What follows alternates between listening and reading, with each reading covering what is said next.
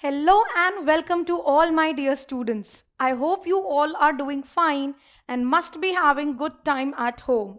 So finally we have completed the chapter genetics part 1 and today we are going to start with genetics part 2, which is molecular basis of inheritance.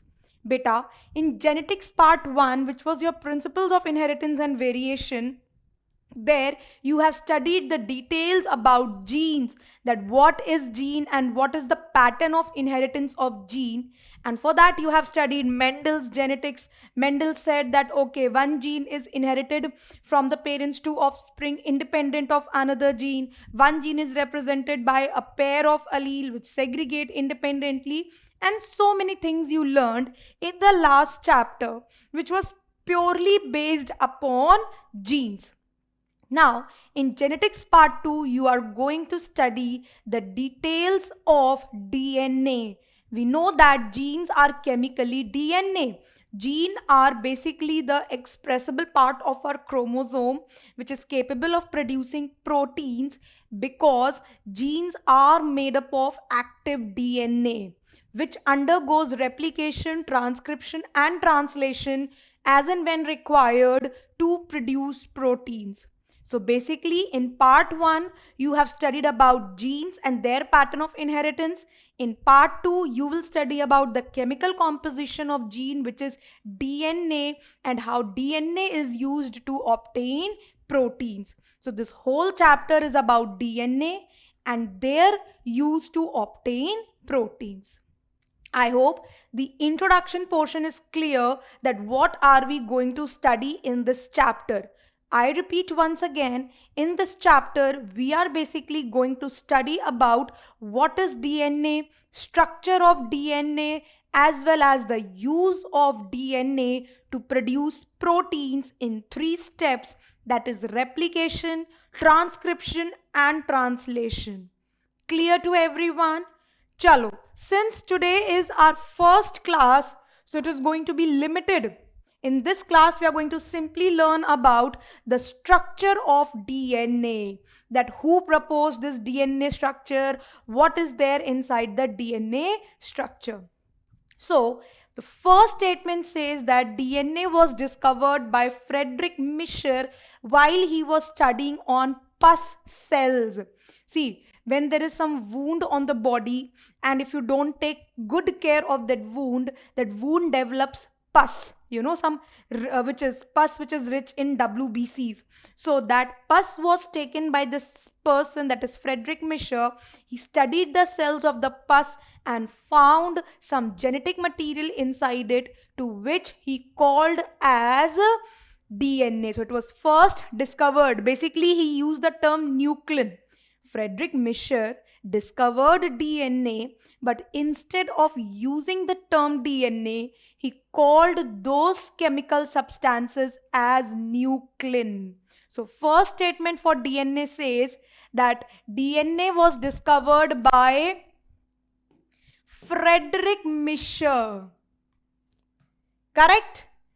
And he worked on pus cells. Later on, this name DNA, deoxyribonucleic acid, that these chemicals which were discovered by Friedrich Mischer in the pus cells were given the name nucleic acid. Basically, Friedrich Mischer called them as nuclein. Later on, Altman scientist used the term for the first time, use the term nucleic acid for these chemical substances found in the pus cells by Friedrich Mischer, right? So you know DNA is nothing but nucleic acid, deoxyribonucleic acid. Deoxyribo word is added because deoxyribo denotes the structure of DNA, which I will explain you while I'll decode the structure. So basically DNA beta stands for deoxyribonucleic acid. So it stands for deoxyribonucleic acid. This nucleic acid word was used by Altman, and deoxyribo term is introduced in the name of DNA, signifying its structure. Now, why deoxyribo word is used? I'll tell you while I will explain you the structure of DNA. Clear? Chalo. So now you know who discovered DNA and how the name came into existence. Now, what is DNA? DNA is basically the polymer of nucleotide. Deoxyribonucleic acid. DNA can be defined as the polymer of nucleotide. So read the first statement. It is deoxyribonucleotide, which is polymer of n number of nucleotides. N number of nucleotides, they attach to each other with the help of specific bond to form the DNA. And then this DNA makes up the gene. So one more point you can write over here, that genes are chemically DNA, right? And DNA is basically polymer of nucleotide. Now the length of every DNA is variable, which depends upon the number of nucleotide or number of base pairs that makes it. Suppose there is a DNA which is having 10 nucleotide, which is a chain of 10 nucleotide, so its length will be restricted. Suppose there is a DNA which is having 100 nucleotides, so automatically its length is going to become bigger than the previous DNA which was only having 10 nucleotides. So length of DNA is variable from species to species, it varies, plus it depends upon the number of nucleotide. So next point you can write as the length of DNA is variable. Variable means it varies from species to species. Like for example, humans, the total length of our DNA is 2.2 meters. But will it be same for rat? Will it be same for any other organism? No. The number of DNA, the length of the DNA is variable. It varies from species to species and it depends upon. So length of DNA depends upon the number of nucleotides making it.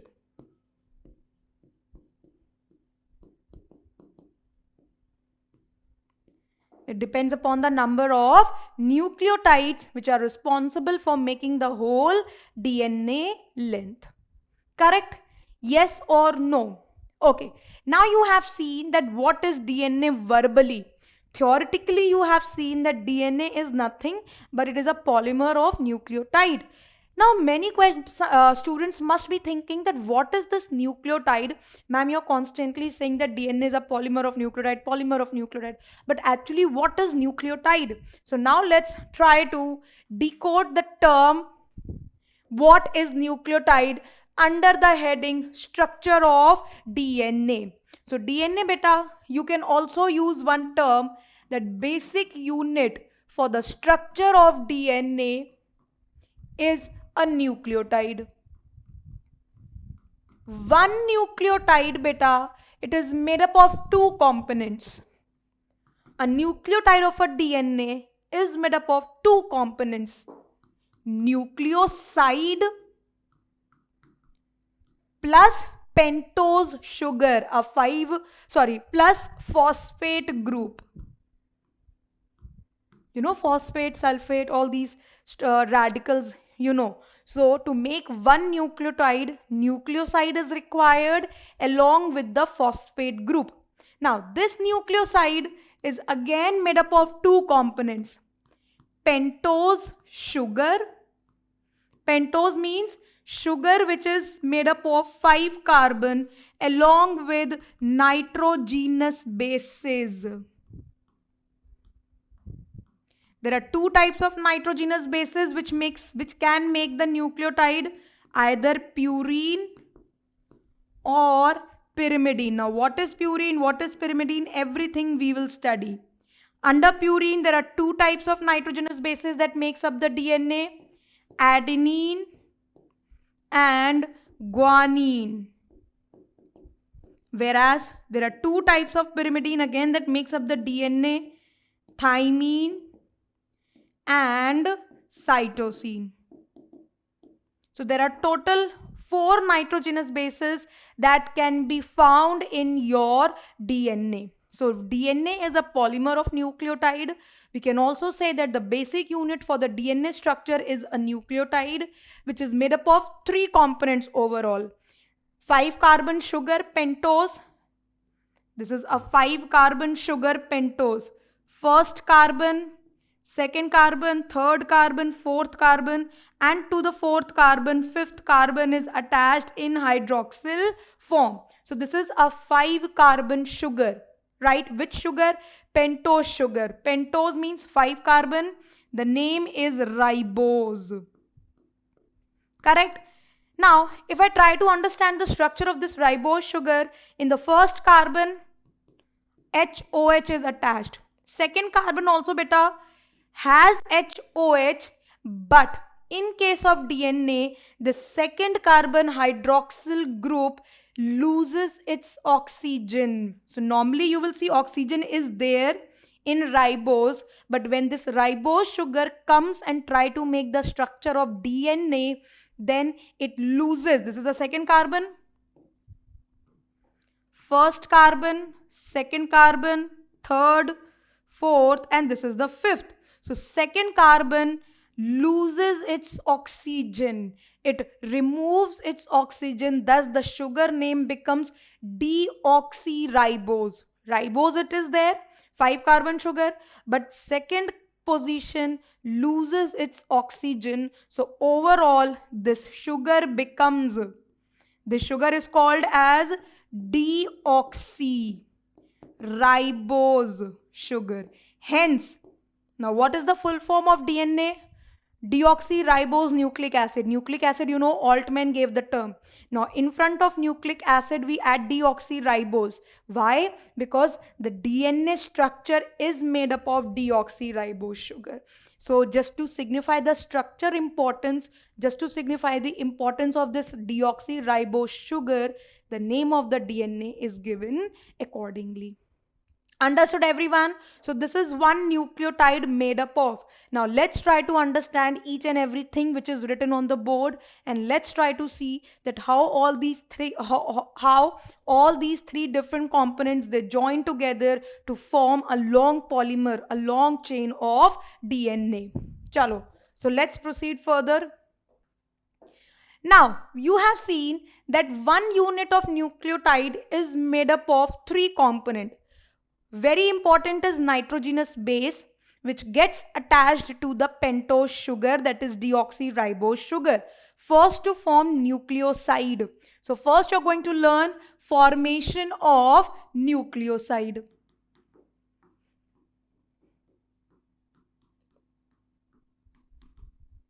To understand the structure of a nucleoside, you will first have to understand the structures of different nitrogenous bases.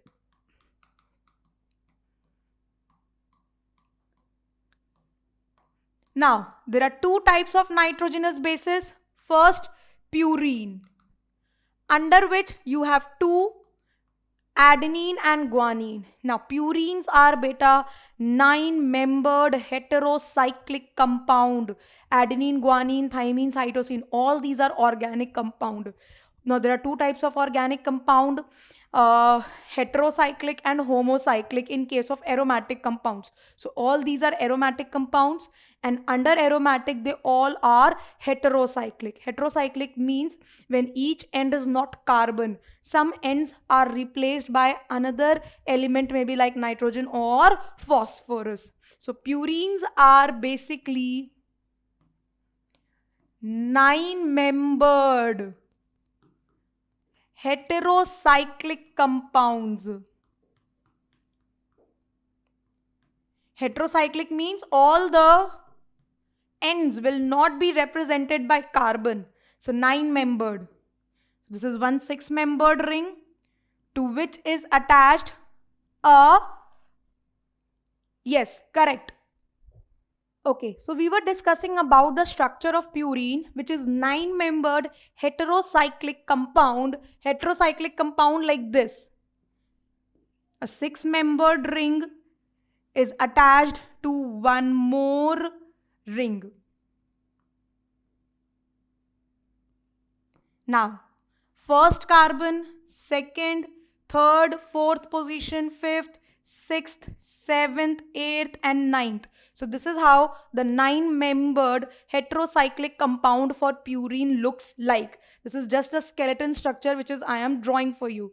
Now, first position, third, seventh, and ninth, they are replaced by nitrogen. So nitrogen, nitrogen, nitrogen, and nitrogen. Otherwise, everywhere there is carbon. That is why it is a heterocyclic compound. So purines, both adenine and guanine, they structurally they are going to be 9-membered heterocyclic compounds, as their first, third, seventh, and ninth position are replaced by nitrogen. This is how purines look like. This is just the general structure, not the details. Details you already study in the chapter biomolecule. The another type of nitrogenous bases which also contribute are pyrimidines. There are two types of pyrimidines, cytosine and thymine. These are beta 6-membered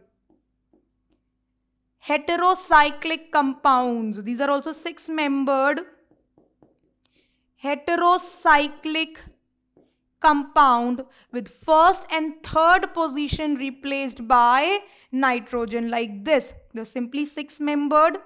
First and third position will be having nitrogen instead of carbon. So this is the general structure of purines and pyrimidines. There are total 4 nitrogenous bases which contribute in the formation of the DNA structure. Now this is about the nitrogenous bases which you have to remember. Now nitrogenous bases beta, they join with the ribose sugar. Which ribose sugar?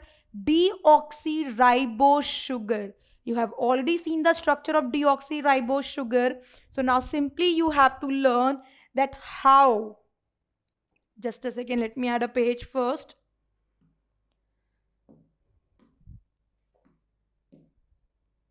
Okay, now nitrogenous bases, they attaches themselves to the deoxyribose sugar to form nucleoside. Okay, now you have seen that deoxyribose sugar is something like this. A 5-carbon sugar, first position, second carbon having only H, right? Its oxygen is being removed.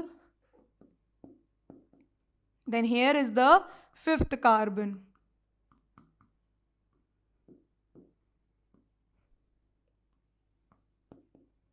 This is how the scenario is.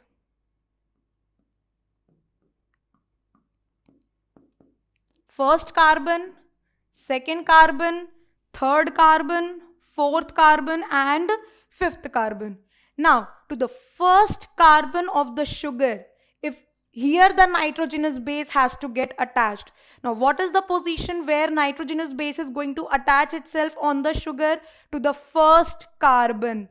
Now, first carbon of the sugar binds with the nitrogenous base with the help of glycosidic bond. With the help of sugar, which is sugar now. So when sugar and nitrogenous base they join, the type of bond formed between them is a glycosidic bond with the help of glycosidic bond. Now, there are two types of nitrogenous bases, purine and pyrimidine. Beta, Purine contributes its ninth nitrogen. So ninth nitrogen of purine coordinates, binds with the first carbon of sugar to form glycosidic bond. Which glycosidic bond? N. N stands for nitrogen. Why? Because nitrogenous base is contributing its nitrogen but not carbon. If carbon would have come, then it would have been C, glycosidic bond. But since nitrogen is being donated by the nitrogenous base, so it is known as N-glycosidic bond. Whereas in case of pyrimidine, the first nitrogen of pyrimidine with the help of glycosidic bond attaches with the first carbon of the sugar. Correct? And this bond is glycosidic bond. So over here, the nitrogenous base will be attached. Now it may be purine or it may be pyrimidine. With the help of N-glycosidic bond, and this structure is then known as nucleoside. Right? Now nucleoside is being produced. Now you have to form nucleotide. So nucleotide is produced when to this nucleoside phosphate group is also attached. So next step is to produce nucleotide from nucleoside. Right?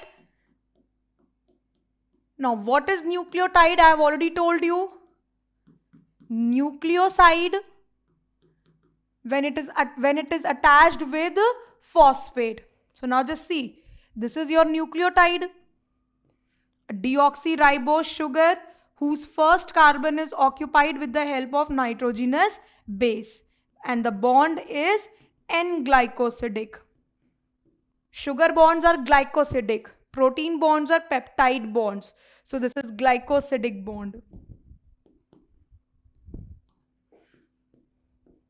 Third carbon, fourth carbon, and this is the fifth carbon. Now, the fifth carbon is free. This free fifth carbon with the help of phosphoester bond, it joins, it attaches to the phosphate group. So the bond name is phosphoester bond. So there's an ester bond formation between the phosphate and the fifth carbon of the sugar to complete the structure of one nucleotide. This is how nucleotide looks like. So nucleotide is formed with the help of two bonds. With the help of how many bonds? Two bonds. Those two bonds are, first is N-glycosidic bond and second is phosphoester bond. Phosphoester bond is used to join phosphate. N-glycosidic bond is required to join the nitrogenous base. Now this is one nucleotide. Like this, you can make 4 nucleotides. Why 4 nucleotides? Because everything is constant except the nature of nitrogenous base can change.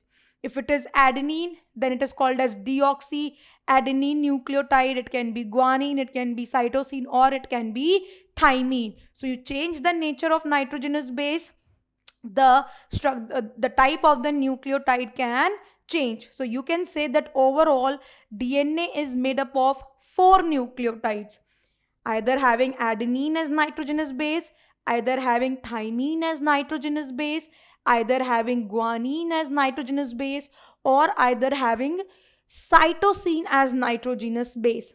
So this point is going to change.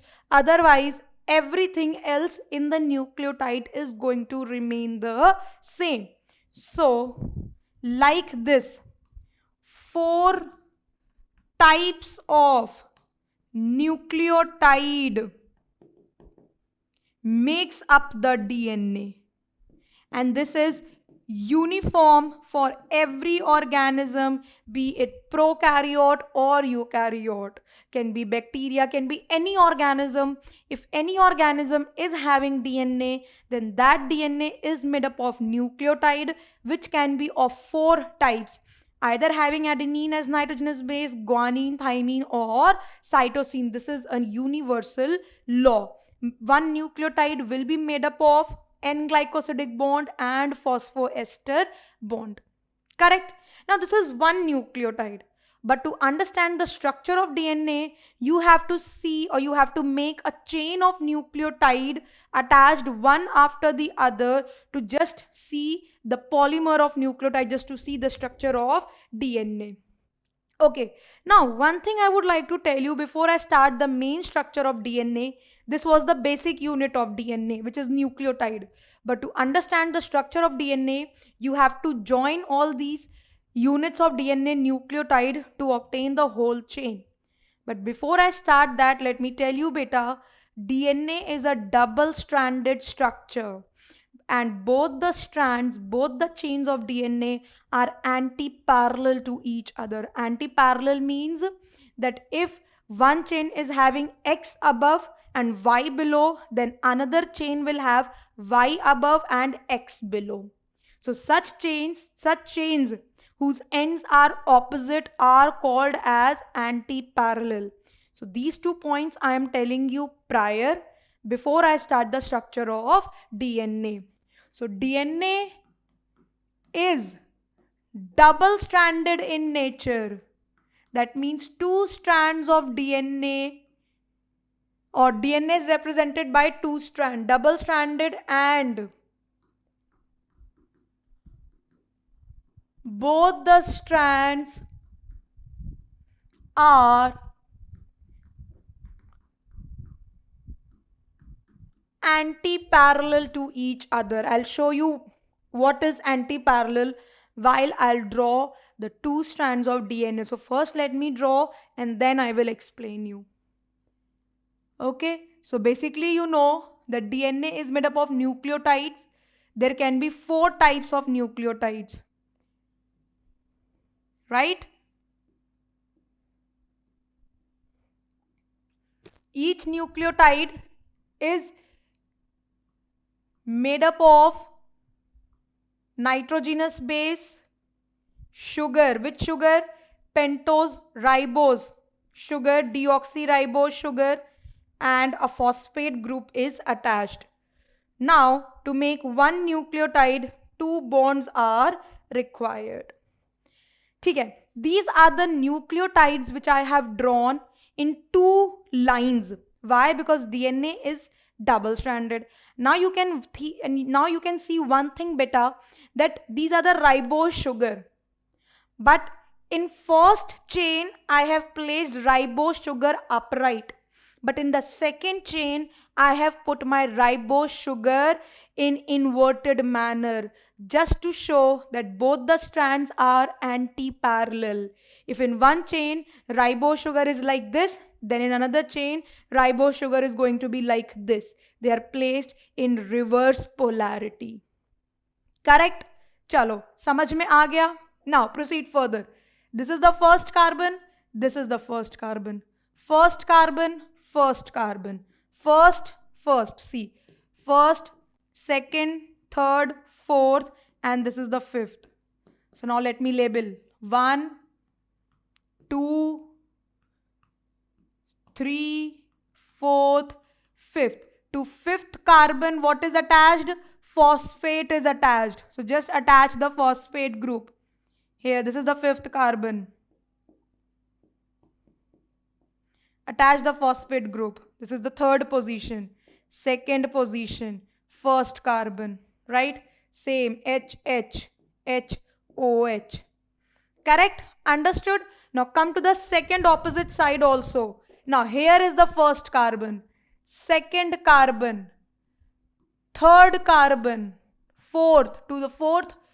5th carbon is attached, which is then attached to phosphate group with the help of which bond, beta? Phosphoester bond. HOH. 4th and then 5th. Phosphate group. Right? 1st carbon, 2nd carbon, 3rd carbon, 4th, 5th, phosphate group. Now, Any doubts to anyone till here? This is simply the placement of deoxyribose sugar I have shown you in anti-parallel manner. Now to every first carbon, you can attach the nucleotide according to your wish. Suppose here I want adenine. Here I want guanine. Here I want thymine. So first chain nucleotide is clear. This is adenine nucleotide, this is guanine nucleotide, this is thymine nucleotide. Now one more rule is there which is called as base pairing rule. According to this base pairing rule, beta, adenine always pairs with thymine with the help of 2 hydrogen bond, and guanine pairs with cytosine with the help of 3 hydrogen bond. That means if here adenine is there, if on one chain adenine is there, then in front of adenine on the another chain will be thymine. If here guanine is there, then on the opposite chain cytosine has to be placed. This cannot change. It is universal for every living organism, be it prokaryote or eukaryote. If thymine is here, then you know adenine has to come. And they all are attached with the help of hydrogen bond 2, 3, 2. आ गया समझ में? Is this pairing also clear till here? Okay. Fine. Now you have seen I have attached the bonds, or I have attached the nucleotide in this manner, in horizontal manner. But what about the vertical attachment? Now this nucleotide is free of this nucleotide is free of this. Now you have to attach these nucleotides also to complete the structure of DNA. So beta, just see over here. See this chain. Here you will see the 5th position is free. The 5th carbon where phosphate group is attached. Over here there is nothing. So this end where you can see phosphate group free, that is called as 5' end. Now coming to over here, this is the 3' end where you will see free hydroxyl. This is the 5' end. This is the 3' end where free hydroxyl is there. Now what happens, beta? The 3' hydroxyl group of the nucleotide placed above, it joins with the phosphate group of the nucleotide placed below with the help of same bond called as phosphoester bond. Right? Here it is one phosphoester bond. One more phosphoester bond is formed between the two nucleotides. Together it is then known as phosphodiester. Now 2 ester bonds are there. Diester bond. Clear? Right. Now similarly over here, free hydroxyl group, free phosphate group. Now the free hydroxyl group of the above nucleotide is going to attach with the free phosphate group of the below nucleotide with the help of again phosphoester bond. Here already one phosphoester bond was there. Together it is known as phosphodiester bond. Correct? Now this is how the backbone of the nucleotide, the backbone of the DNA is prepared. Now can you see? The 3 nucleotides are there and all the 3 nucleotides are held together with the help of phosphodiester bond formed between phosphate carbon, phosphate hydroxyl group. Right? Now this is called as backbone bond because it is preparing the backbone of DNA. Similarly over here also. Now here because polarity is reversed, so phosphate group of the nucleotide placed above and free 3 hydroxyl group of the below nucleotide attaches with the help of same bond phosphoester. Here already one phosphoester was existing, so together it is called as phosphodiester bond. Again the same thing. phosphodiester bond. Like this, you can see both the chains of the nucleotide or both the chains of the DNA are now linked. One chain backbone is phosphodiester. Now to keep both the chains together, hydrogen bonds are placed. Now you can add n number of nucleotides below it. Like I have drawn 3 nucleotide chain, right? You can add n number of nucleotides, same phosphodiester bond, hydrogen bond. You can prepare the length of DNA by joining n number of nucleotides. But this is how the structure of DNA will look like. Have you all understood the double-stranded one more thing. Double-stranded you have seen. Now why it is called as anti-parallel? Check. See beta, here 5' end is free phosphate. But here the phosphate group is attached with the another carbon. But 3-hydroxyl group is free. Things in this chain will be just reverse. Here 3-carbon hydroxyl is free and here phosphate group is free. So you see there are 2 chains of DNA present in anti-parallel manner. Here hydroxyl group is free to attach with another nucleotide. Here phosphate group is free to attach with another nucleotide. Now phosphate will be over here and hydroxyl will be over here. These are 2 strands of DNA. The backbone is prepared with the help of phosphodiester bond and the 2 strands, they are joined with the help of hydrogen bonds.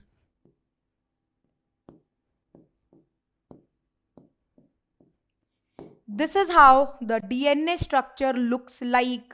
I hope everything is clear. Try to make the structure of DNA by your own as well. Chalo, now let's proceed further. Now beta, I have already shown you the real structure of DNA. I have already told you that DNA is double-stranded, anti-parallel, backbone, hydrogen bond, everything. But who told me? From where I came to know that this is how the structure of DNA has to look like. Some scientist must have done some work.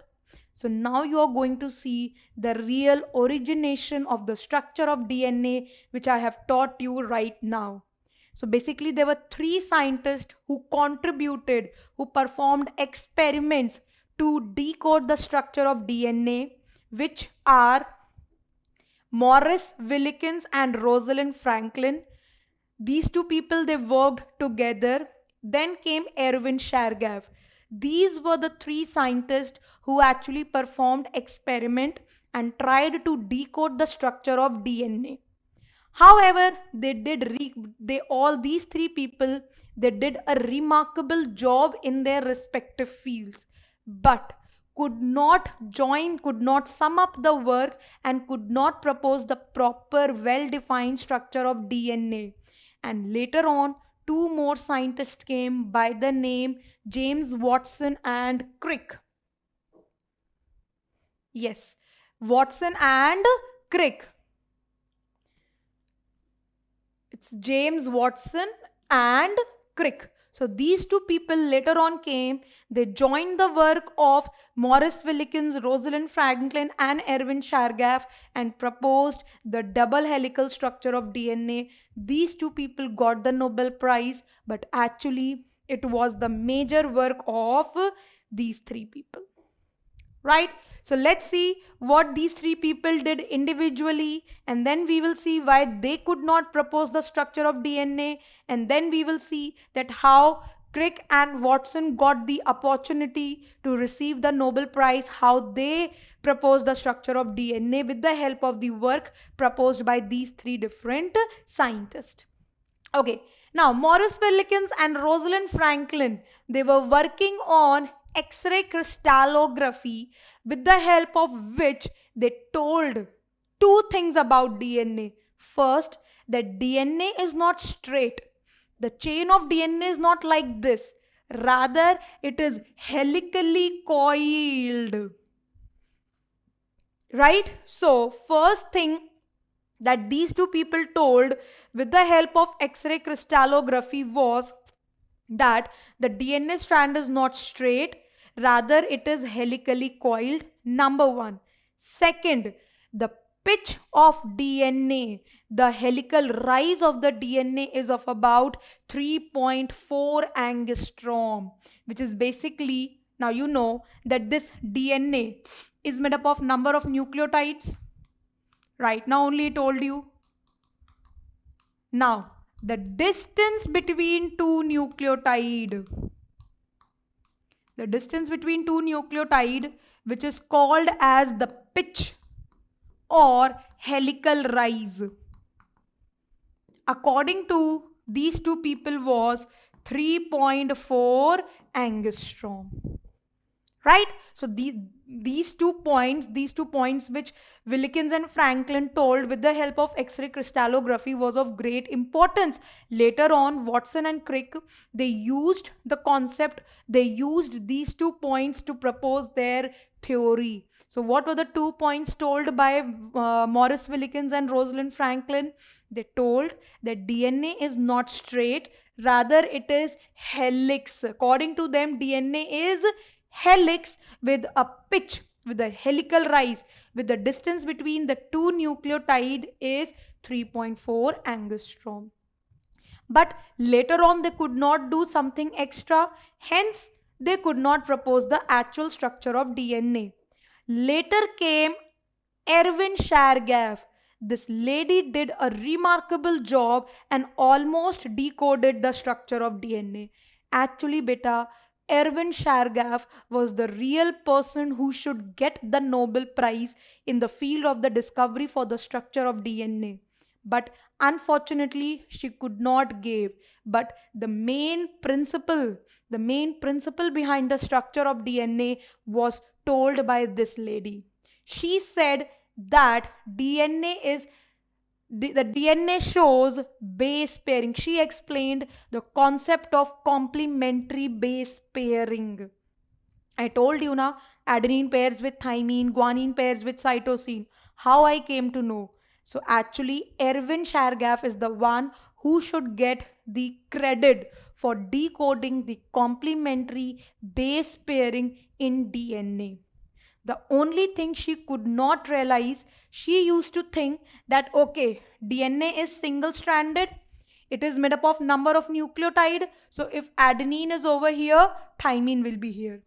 She did not think that if base pairing means that adenine on one strand, thymine parallel on the another strand. She just could not tell this thing. She explained the entire concept of complementary base pairing, that DNA shows this. Adenine will always pair with thymine. Guanine will always pair with cytosine. She explained everything. But she could not tell that if adenine pairs with thymine, if guanine pairs with cytosine, then they have to be on two different strands. Yes or no? She could not understand this simple thing. She used to think that maybe on single strand only the nucleotides are showing base pairing, which is not possible. For base pairing, there should be two strands: adenine, thymine, guanine, cytosine. She could not understand, and therefore credit goes to some other person. Main labor was hers. Her labor was taken as a fruit by two another people, and they entirely decoded the structure of DNA and got the Nobel Prize. Chalo. So Erwin Chargaff proposed the complementary base pairing rule, according to which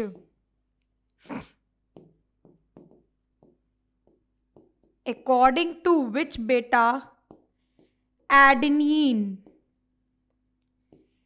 pairs with thymine and guanine pairs with cytosine. Second point, if this is so, if adenine pairs with thymine and guanine pairs with cytosine, then can't we say, now see, Adenine and guanine both are purine. Thymine and cytosine both are pyrimidine. Now, whatever will be the amount of adenine, equivalent amount of thymine will be present. Whatever amount of guanine will be there in the DNA, equivalent amount of cytosine will be there. So, can't we say that in DNA, purine and pyrimidine are present in equal concentration? Yes. So, second point, she said, apart from complementary base pairing, she said that in DNA, both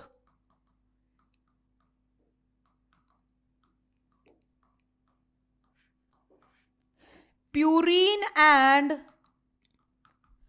pyrimidine are equimolar. That means A plus G is equal to T plus C. A plus G is what? Purine.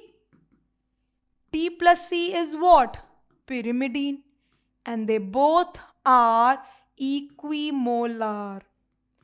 You can also write it like this: A plus G upon T plus C equivalent to 1, constant.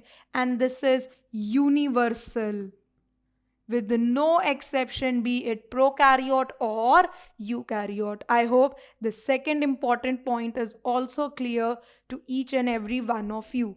Now, the next point which Chargaff mentioned in her complementary base pairing was that adenine pairs with thymine, guanine pairs with cytosine. Now, in the DNA, the amount of adenine, thymine, guanine, cytosine can be variable. Like for example, for eukaryotes,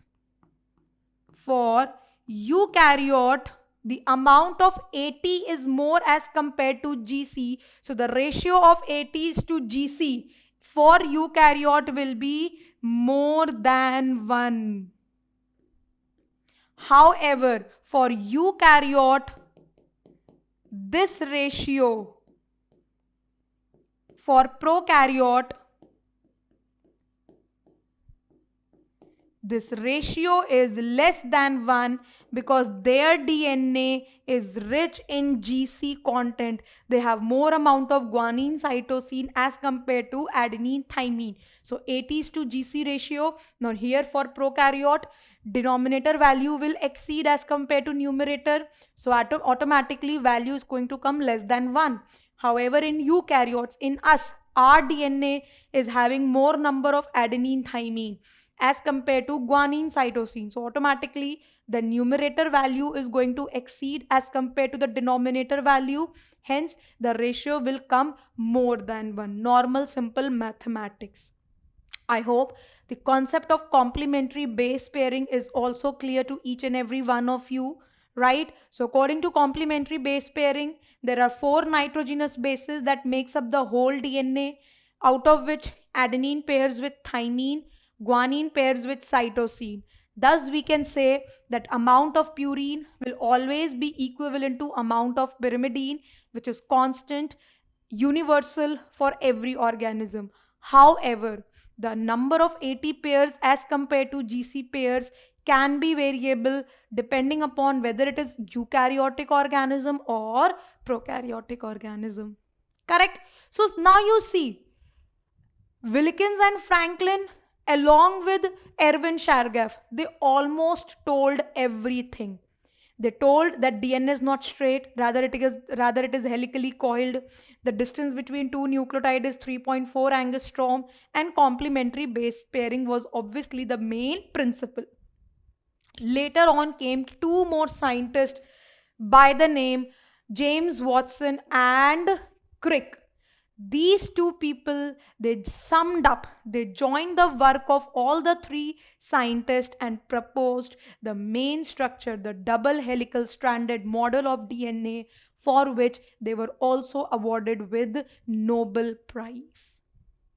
Right? Now read it. Using the above results, Watson and Crick proposed double helical model of DNA, and for this they also received they also received Nobel Prize for this. Now let's see what are the salient features which were proposed by these two scientists under the structure of DNA. Almost you know everything. We just have to write the points. You have already seen the whole structure of DNA. All the bonds are clear in your mind. You just have to sum up whatever you have seen. So one thing which you have seen is that DNA is double-stranded. Correct? Where both the strands are anti-parallel to each other.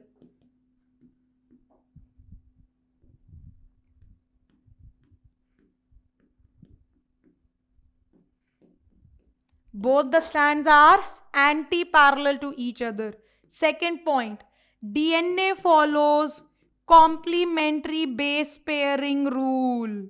See, this was proposed by Erwin Chargaff. Follows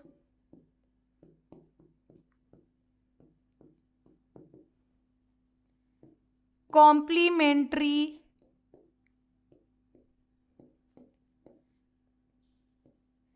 base pairing rule, according to which adenine is going to pair with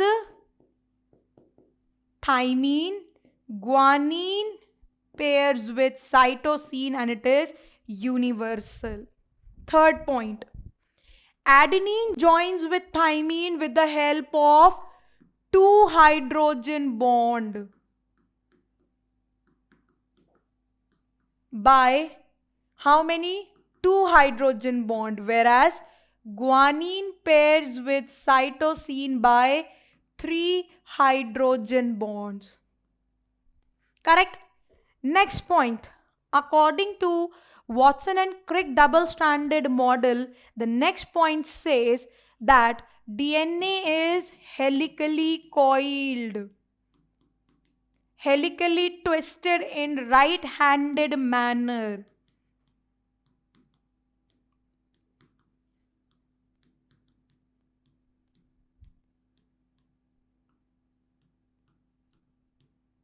With a rise of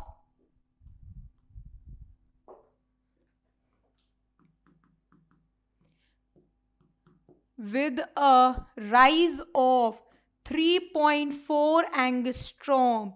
That means if this is the double-stranded structure of DNA, they both are helically coiled. Both the structures are going to be anti-parallel to each other.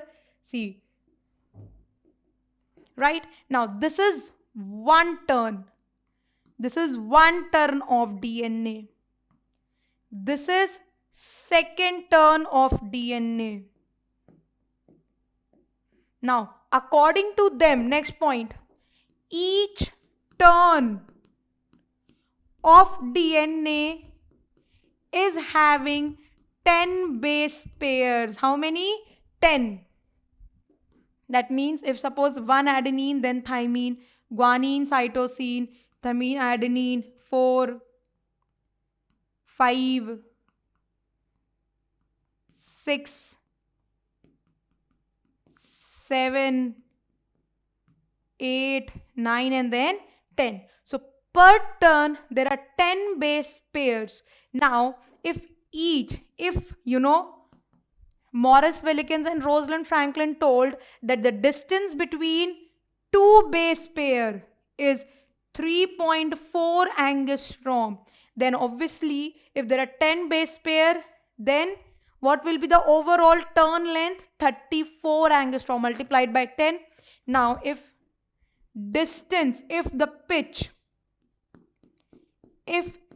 pitch helical rises of 3.4 angstrom, then per turn distance of DNA will be 3.4 into 10, which is 34 angstrom.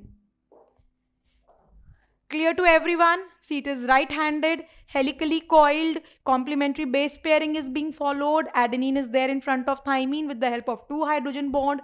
Guanine is in front of cytosine with the help of 3 hydrogen bond. Pitch is 3.4, therefore per turn 10 base pair. Overall, the distance per turn will become 34 angstrom. Like this, you can calculate the length of DNA for any given organism. Simply the formula will become length of the DNA is equivalent to total number of nucleotides multiplied by the distance between the two nucleotides. Correct? Thus, you can write this formula also. Okay, let me add a page first. Thus, total length of DNA in this case will become equivalent to total number of nucleotides multiplied by the distance between the two nucleotide. Right? Understood, everyone? Okay, so I hope you all have understood till here that why this formula is there to calculate the total number of the total length of the DNA. Right. So these are the how many points we have studied under salient features? 1, 2, 3, 4. Now fifth, let's talk about the fifth point is backbone of DNA. Backbone of DNA is made with the help of sugar phosphate bond, which is sugar phosphate bond is phosphodiester bond. Sugar phosphate bond, which is actually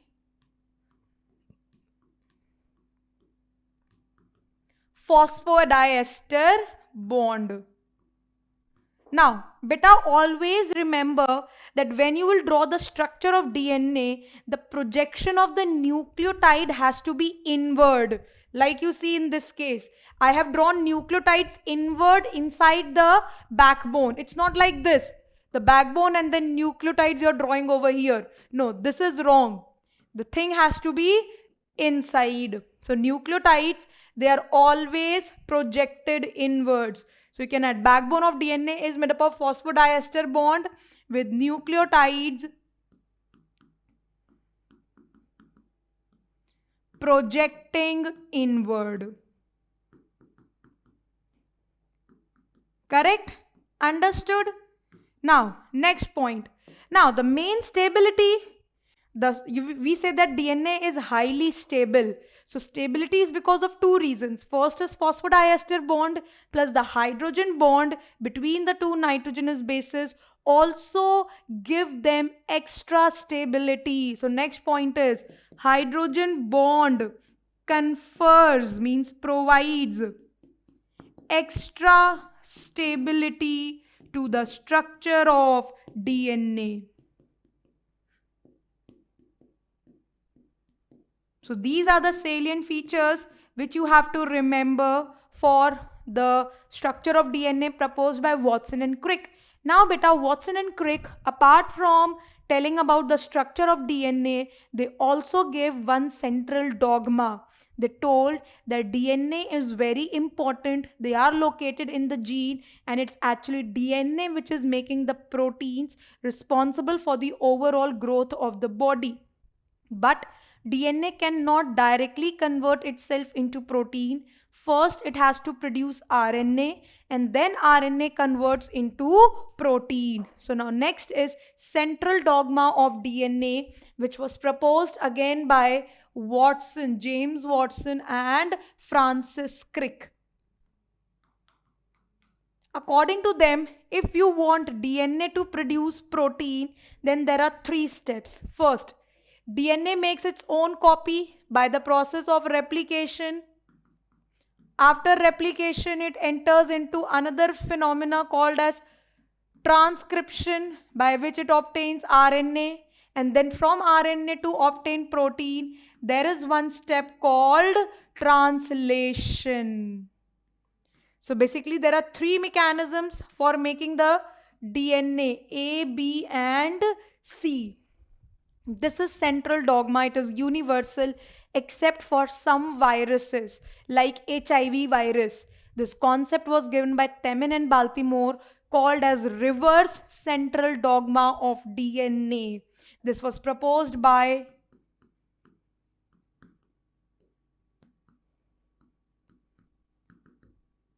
Temin and Baltimore, right? So this reverse central dogma is also known as Teminism. Some viruses like HIV,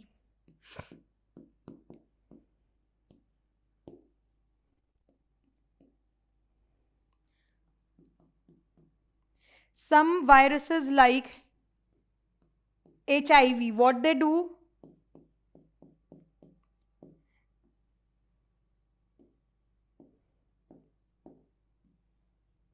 They have genetic material as RNA. So they have one more enzyme by the name reverse transcriptase. So they first obtain DNA from RNA with the help of the enzyme reverse transcriptase. So normally what happens? DNA is used to obtain RNA, straight transcription, transcriptase mechanism. Now, if RNA is used to first obtain DNA, then DNA is making the protein, then that is called as reverse dogma, reverse central dogma, because DNA is not making the RNA, it is RNA which is making the DNA, because they have special enzyme called reverse transcriptase. So this phenomena is known as reverse transcription. So this is reverse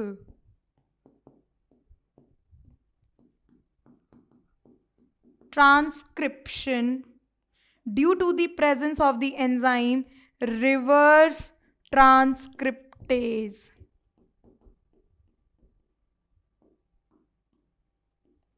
Correct? Reverse transcriptase. This is reverse central dogma which you observe in case of some viruses like HIV having the enzyme reverse transcriptase.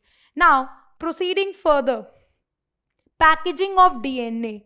Now you know that beta length of DNA is highly variable, which depends upon the number of nucleotide.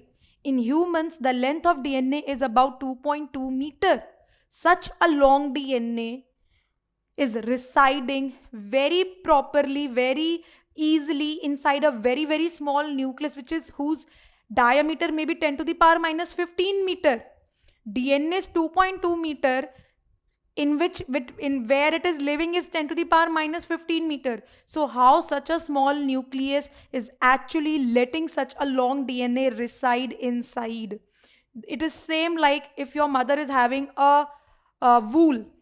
Suppose she brings wool from the market to sew your, what do you say, to stitch your sweater. Now if she's going to keep that wool in open manner, in a form of a thread, so I think your whole almirah will also become less to keep that wool. So what mother does, she makes a circle out of that wool. She keeps on rotating the thread of the wool until it becomes very small, and then she throws in the cupboard, and like this you can store thousands of wool inside your cupboard very easily. But if you open and if you try to keep that wool in a form of open thread like manner, it will become very difficult. So we say that we have to do the packaging of that wool so that we can very easily store it even in a smaller space. Similarly, DNA is very long, but to keep it inside a very small cell, inside a very small genetic nucleus, packaging is must. So next topic is packaging of DNA, first in prokaryote, then in eukaryote.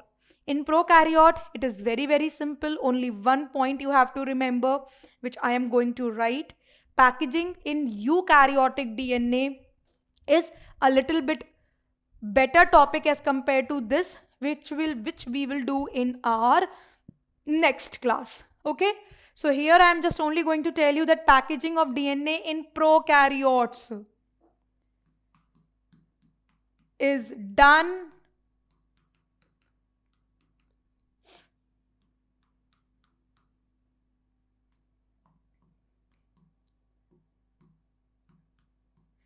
with the help of polyamines. Now see beta, DNA is negatively charged. if you want to package the DNA, then we need some positively charged structures. In case of prokaryotes, those positively charged structures which wrap the DNA, make it small and let it reside inside the genetic material, that is nucleoid, for prokaryote is polyamines. In case of eukaryote, the same work is done with the help of histone proteins. But that I'm not going to take up today. So for today, this much is sufficient, that packaging of DNA in prokaryote is done with the help of polyamines, which are positively charged, as DNA is negatively charged. So, to keep DNA well inside the nucleoid. Clear? I hope you all have understood the beginning part of the chapter, molecular basis of inheritance, to understand that yes, you have clearly understood all the things. There are some questions which I'll be giving you as homework as usual. And with this, we come to the end of today's lecture. I hope you all have understood this. If yes, then please do not forget to mention in the comment section. Now, further packaging of DNA in eukaryotes. From here, we are going to start in our next class. So stay tuned, stay connected. Bye-bye. Take care.